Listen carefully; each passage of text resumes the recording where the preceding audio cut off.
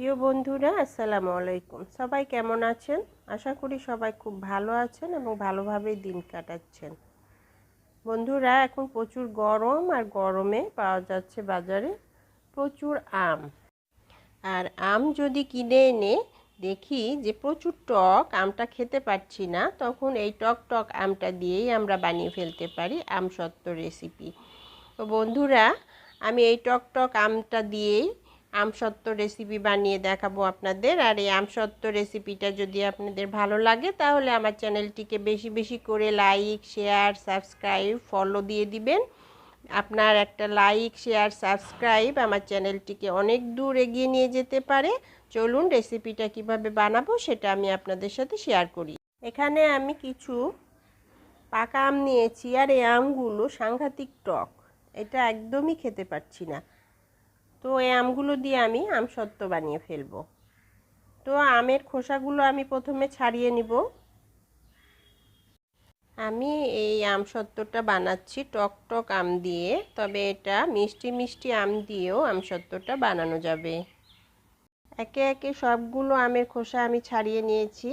এরপর হাত দিয়ে এই গোটা গোটা আমগুলোকেই হাত দিয়ে একটু ম্যাশ করে নিব, চটকিয়ে নিব। চটকিয়ে আমের পিউরিটা আমের আঁটি থেকে আলাদা করে নিব। আর এভাবে আমি সবগুলো আম একইভাবে পিউরি করে নিব। তো আমের এই পিউরিটা রেডি হয়ে গেছে। তো আমের এই পিউরি বা পেস্টটা আমি এখন একটা ব্লেন্ডারের জারে দিয়ে ব্লেন্ড করে নিব। তো এখানে আমি একটা ব্লেন্ডারের জার নিয়ে নিয়েছি, আর আমের যে পেস্টটা ছিল সেটা ব্লেন্ডারের জারে দিয়ে দিলাম। আর আমের এই পেস্টটাতে প্রচুর পানি আছে, সেই জন্য এটাতে কোনো পানি দেওয়ার প্রয়োজন হবে না। এটা ব্লেন্ড করে নিয়েছি একদম মিহি করে। হয়ে গেল ব্লেন্ড করা। এবার আমি একটা ছাঁকনি দিয়ে, একদম পাতলা নেটের ছাঁকনি নিয়েছি, এটা দিয়ে ছেঁকে নেব।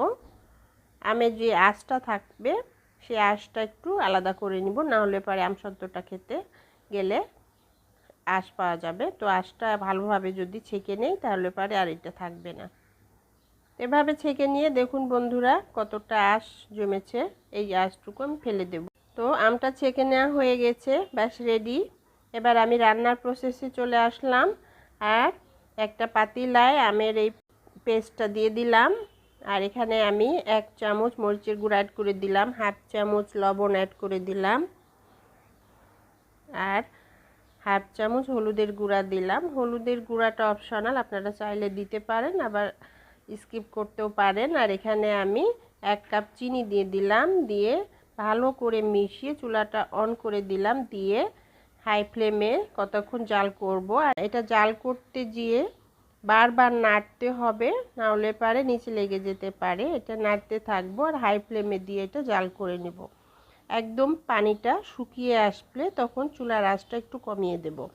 ঠিক যখন এইরকম একদম পানি কমে এরকম ঘন একটা পিউরি হয়ে আসবে, ঠিক এই সময় প্রচুর নাড়তে হবে, ঘন ঘন নাড়তে হবে। আর এই সময় চুলার আঁচটা একদম লো ফ্লেমে করে দিয়ে নাড়তে থাকবো, আর এটা ঘন হওয়া পর্যন্ত অপেক্ষা করব। দেখুন বন্ধুরা, একদম ঘন হয়ে গেছে আমের পিউরিটা। এখন একদম আমসত্ত্ব বানানোর জন্য রেডি। তো চুলাটা বন্ধ করে দিয়ে বাস আমসত্ত্বটা আমি একটা প্লেটে ঢেলে নেব। এখানে আমি স্টিলের একটা প্লেট নিয়ে নিয়েছি, আর প্লেটে 1 চামচ সরিষার তেল অ্যাড করে দিলাম। দিয়ে সরিষার তেলটা প্লেটে ভালো করে মাখিয়ে নিলাম। এবার একদম ঘন হয়ে আসা আমের পাল্পটা এখানে ঢেলে দিলাম। ঢেলে দিয়ে একটু ভালো করে নেড়ে নেড়ে করে দিব, তাহলে পরে চারপাশ একদম সমান হয়ে যাবে। এভাবে আমি রোদ্রে দিয়ে দিলাম। রোদ্রে দিয়ে প্রথম দিন এটা শুকানোর পর এরকম অবস্থা। এর পরের দিন আবার শুকিয়ে নিলাম সারা দিন রোদ্রে, এটা অনেকটাই পানি শুকিয়ে টেনে এসেছে। তৃতীয় দিন আবার এটা রোদ্রে দিয়ে আমি ভালো করে শুকিয়ে নিলাম, উল্টিয়ে পাল্টিয়ে 2 পৃষ্ঠায় শুকাতে হবে। তো সেই জন্য এবার আবার উল্টিয়ে আমি শুকিয়ে নিলাম। চতুর্থ দিন ভালো মতো রেডি হয়ে গেছে এটা শুকিয়ে। এটা একটা প্লেটে আমি ঢেলে নিলাম। দেখুন বন্ধুরা, এটা একদম শুকিয়ে পাতলা হয়ে গেছে এবং এটা একদম রেডি আমসত্ত্ব খাওয়ার জন্য। তো এটা আমি এখন কি করব, একটা চাকু বা কেচি দিয়ে সুন্দর করে কেটে নেব।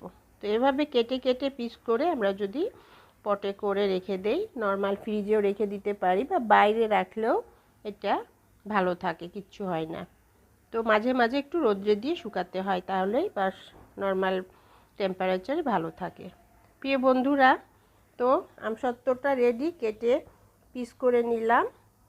আর আমসত্ত্বটা পিস করে নেওয়ার পর আমার বাচ্চারা খুবই মজা করে খেলো। প্রিয় বন্ধুরা, অবশ্যই বাসায় এই আমসত্ত্ব রেসিপিটা ট্রাই করে দেখুন এবং খেয়ে দেখুন সবাই মিলে, অবশ্যই ভালো লাগবে। ভালো লাগলে আমার চ্যানেলটিকে একটা লাইক, শেয়ার, সাবস্ক্রাইব, ফলো দিয়ে দিন। বেশি বেশি করে ফ্রেন্ডস এবং ফ্যামিলির সাথে শেয়ার করুন। আপনার একটা শেয়ার আমার চ্যানেলটিকে অনেক দূর এগিয়ে নিয়ে যেতে পারে। বন্ধুরা সবাই ভালো থাকবেন, সুস্থ থাকবেন। আল্লাহ হাফিজ।